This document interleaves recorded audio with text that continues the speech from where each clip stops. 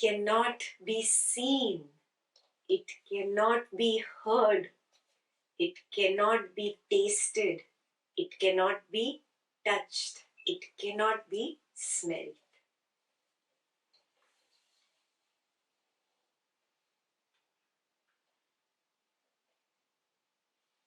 These functions belong to whom? The mind. Yes, it belongs to the subtle body. What is the subtle body made of? The mind, the intellect, the memory, and the ego. All these functions belong to the mind. The knower is the witness of the mind. Correct? So, the knower can only know the mind. The mind cannot know the knower. But your thoughts are trying to reach out to the knower. You're trying to find that knower inside, and you are feeling, and you're feeling that, oh, I'm not getting this. This is so hard. Why?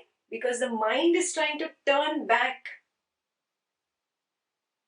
and see the knower, taste the knower, touch the knower, but it cannot. It cannot turn back. The senses are outward going, they are not inward facing.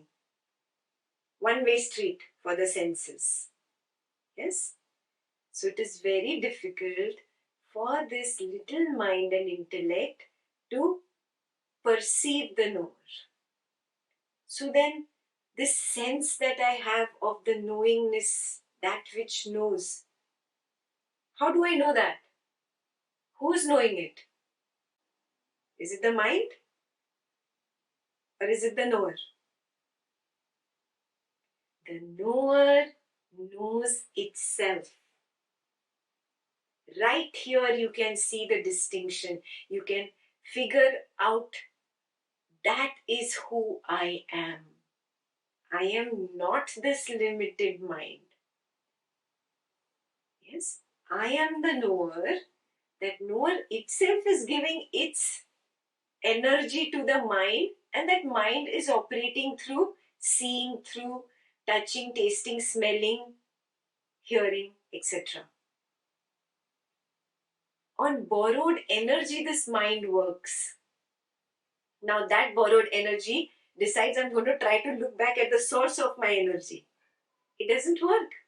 Why? Because you are again and again identifying with the mind and trying to understand the knower through the mind. Yes. Now there is no separate entity called mind, no separate entity called the knower, and no separate entity called you that is trying to become the mind or you is trying to become the knower. This is just for the sake of communication, because language is so limited. I have to use such words, or the scriptures have to speak like that to you. But there are no three separate entities here. It is the knower itself that has forgotten and gives its energy to the mind and assumes I am the mind. And he gets lost in the world. He goes through his karmas and he goes through the effects of karma. He suffers, he cries, then he falls down and he decides, I'm going to be a spiritual person now. I'm going to go to an Advaita class and I'm going to be a new person. And then he comes to the Advaita class and then we are telling him, now see, you are the knower. And then he wakes up, oh, I am the knower. I am not that mind only. The whole drama happened because I assumed this wrong position. I played in that wrong position and I suffered. Till the time you keep playing from here, there is going to be suffering. The moment you are established here, it does not mean the mind is going away. Mind is going to be there. But I am not operating from here, means I am not giving energy to the mind to become the boss. I'm operating from here, which means I use this mind like a tool. When I need to see, I'm using the mind. When I need to think about seeing, I'm using the mind. But who's using? The knower. The power is here. When I need to touch, I use the mind. When I need to think about touching, I'm using the mind. Yes? So perception and thought are the mind, and they are not different from the knowingness, the knower. There is no difference.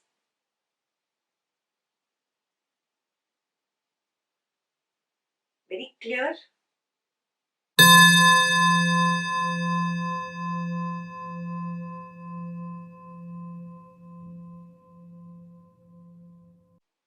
Recognize that I am not this world of objects that I am playing in and enjoying or suffering. I am not the one playing with these objects. I am not the seer. I am not the one who is hearing. I am not the one who is touching. I am not the one who is smelling. I am not the one who is tasting. Yes? We saw this distinction between the world of objects and the mind, or that faculty, the sense organs which work through the mind to experience the world, whether enjoy the world or suffer, doesn't matter. To experience the world. Really, are these sense organs alive? Are they? Oh, they have a seer behind them or a witnesser behind them. That is the mind. It was the mind giving the energy to these organs to operate. This mind. Okay, this mind is the boss. But then there is somebody who knows the mind. Okay, then that is the boss. This is not the final witness. Now, does anybody know the knower? Is there somebody behind? No. Okay, this is who I am. This is the first verse, the first leg of the meditation. I recognize that this remains constant, unchanging. Yeah? Come what may, there is no change in this whatsoever. It is like stillness, it is silence. It is not a background screen like I thought it was before, but really it is like space. How the space is in front, above, below. Oh, it is a big space of silence. Yeah? It's not limited here. It does not increase, it does not decrease. It remains constant. The people keep coming and going. Things keep coming and going. Situations keep coming and going. This is constant. Yeah? The eyes are very sharp someday, not so sharp another day. The ears are sharp one day, not so sharp at another time. The body is sometimes nice and healthy, sometimes it is withered like a flower. This remains constant. The mind is very sharp and bright on certain days, and certain days it is not bright, it is dull. This remains the same. Yes, this does not increase or decrease. This does not change with the changing objects. Yes, it is always constant. It is the substratum on which everything is coming up and playing for a while and it goes away. But this remains constant. So if I am this substratum, I am unchanging, then why do I feel that I am the ego or I am the mind? How did that happen? The light of the witness. There is no real light, it is an energy. The energy of this witness has an emitting quality, a reflecting quality. This energy is emanating out of it, radiating out of it. And that emanates or reflects, or it is radiating onto the intellect. It is not just the intellect, it is the intellect, mind, memory, ego together, which is called the subtle body. The energy of the witness is reflecting on the subtle body. Intellect, which is the reflecting surface, looks like a mirror. It reflects that light beautifully, perfectly. Yes? The ego aspect in the same mirror, in the same subtle body, identifies with this light and says, I am alive, I am conscious. Just that sense of I am alive, I am conscious, I am energy is the I sense that you feel. See, you have a sense right now, I am listening to the Advaita talk. See, I am listening. You feel the I sense? This is what I'm talking about. The ego has taken up that borrowed energy and assumed this is my energy. I am this energy, in fact, it says. And now it has started reflecting. Now it reflects not only onto the entire mind, which is the subtle body, it also reflects onto the physical body. And the physical body feels conscious. Physical body feels alive. If I pinch myself, I'll feel it. It's conscious.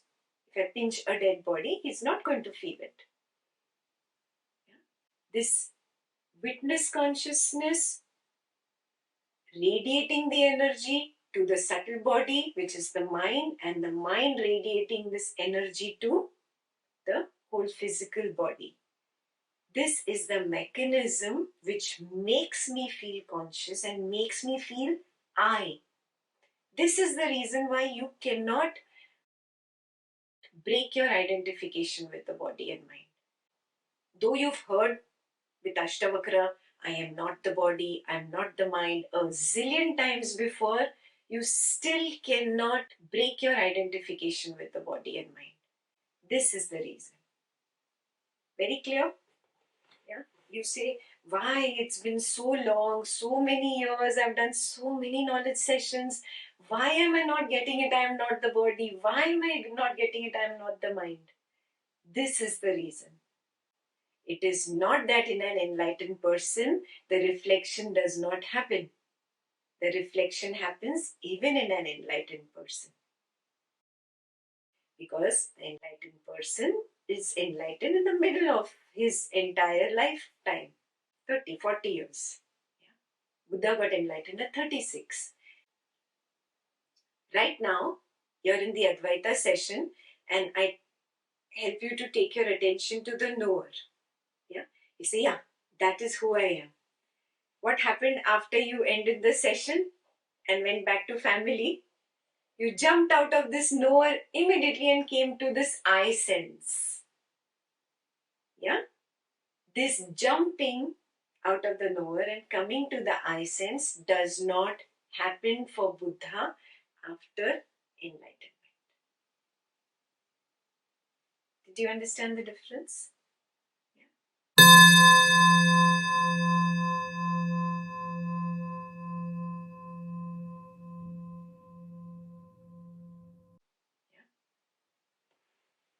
Our mirror is the ego.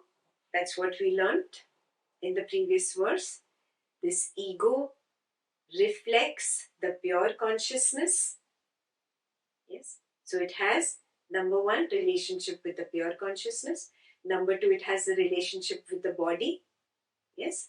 And number three, the mirror has the relationship with the reflection in the mirror. Yes. So he said in the verses, the saint in the text, who has written the text, says that with the body, the connection can be broken only when all the karmas of the body are exhausted. Which means from the age of 36 till the age of 82 for Buddha, the body was there. Yes. The ego was there. The connection was always there. Yes. The ego will be connected to the body till the age of 82. Yes. Only when the karmas of that body get exhausted and the body has to be dropped, when it is dropped, that is when the karmas end and the connection of the ego with the body has been ended. This is very clear? Yes. So we can't do anything about the connection of the ego with the body. So first connection is clear, ego with the body. Yes, it will exhaust only when there is the exhaustion of karmas of the body. Second connection is of this ego with the reflected image in it. Can you do anything about it? We'll tell the sun to move a little away. Position wrong, eh? Move. Don't reflect. Not possible. The pure consciousness is pure consciousness. It is always going to be in its place. Yes? The ego reflects the pure consciousness. So pure consciousness is not going anywhere and the reflection is not going anywhere. Do you understand what this implies? When you get enlightened, the ego will be in its place. Yeah? That ego in which the pure consciousness reflecting its energy. The ego will still continue to borrow the energy and work in this world. It will still say I, or it will say give that to me. Yeah? Or this is my hand. Yes? Using the ego to communicate in this world. So even an enlightened person will continue to use this ego. Yes. And this ego is still borrowing its light from the pure consciousness. So this is the sun and the reflection. Yes, this is also going to continue. So what is the third relationship then? The third relationship is between the reflection in the mirror and the pure consciousness. Take your mirror in your hand again. Look at your reflection in the mirror.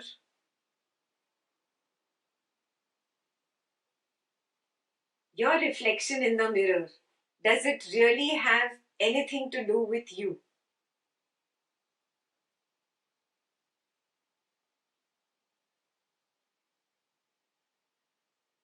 You think, oh, it is my reflection. That is what happened to the knower. The knower thought, oh, it is my reflection. This is I. And that's how it assumed the form of the mind, the ego, and then creates its own ragas and dveshas and gets lost in the samsara. The moment it recognizes that no,